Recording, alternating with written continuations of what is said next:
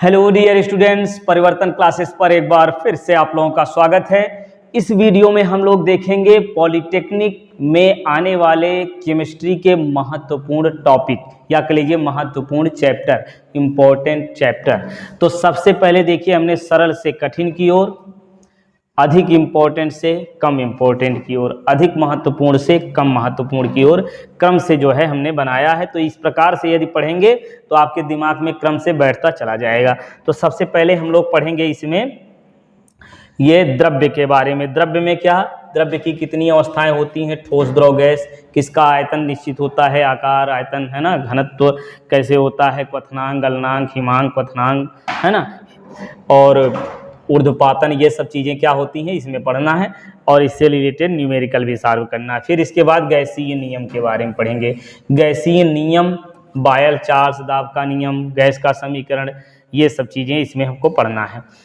आदर्श gas समीकरण, तो ये पढ़ना है। फिर इसमें न्यूमेरिकल भी है, उसको भी सॉल्व करेंगे। फिर अगला संयोजकता है, संयोजकता से रिलेटेड सब कुछ पढ़ेंगे हम लोग, है ना। संयोजी बंध कितने प्रकार से होते हैं, संयोजकता क्या होती है ना, आयनिक बंध, संयोजी बंध, सहसंयोजी बंध, उपसंयोजी बंध, ये सब चीज़ें पढ़ना है इसमें हमको। फिर आगे तत्वों का वर्गीकरण। तत्वों का वर्गीकरण जो है किसके आधार पर हुआ, है ना, तो आधुनिक आवर्त सारणी का क्या नियम है, और ये जो है सब चीज़ें इसमें हमको पढ़ना है।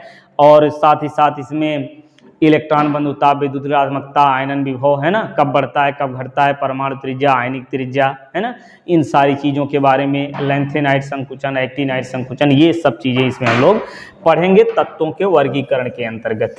ठीक है, तो ये चौथा टॉपिक ये हो जाएगा हमारा। फिर इसके बाद पढ़ेंगे अम्ल, क्षार, लवण। देखिए ये क्रम से हम बता रहे हैं, इससे रिलेटेड ये है, इससे ये क्रम से एक दूसरे से रिलेटेड हैं। तो क्रम से आप पढ़ेंगे तो आसानी से सब समझ में आता जाएगा। तो अम्ल, क्षार, लवण के बारे में इसमें हमको पढ़ना है। और फिर इसमें पीएच मान क्या होता है ना, तो इसके ये कहाँ उपयोगी होता है, और साथ साथ सूचक के बारे में भी इसमें पढ़ना है। तो ये हो जाएगा पीएच मान, पीओएच मान, है ना, कब अम्लीय होता कब क्षारीय होता, इससे तो रिलेटेड हर साल एक प्रश्न आता ही है। ठीक है, फिर इसके बाद अब हम लोग पढ़ेंगे सातवां, ये आपका विलयन के बारे में पढ़ेंगे। विलयन में मोलरता, मोललता, नॉर्मलता, मोल प्रभाज, है ना।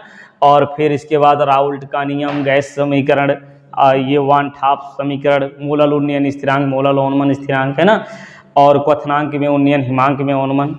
ठीक है, तो ये सारी चीज़ें विलयन के अंतर्गत हमको पढ़ना है। फिर रेडियो एक्टिविता के बारे में पढ़ेंगे।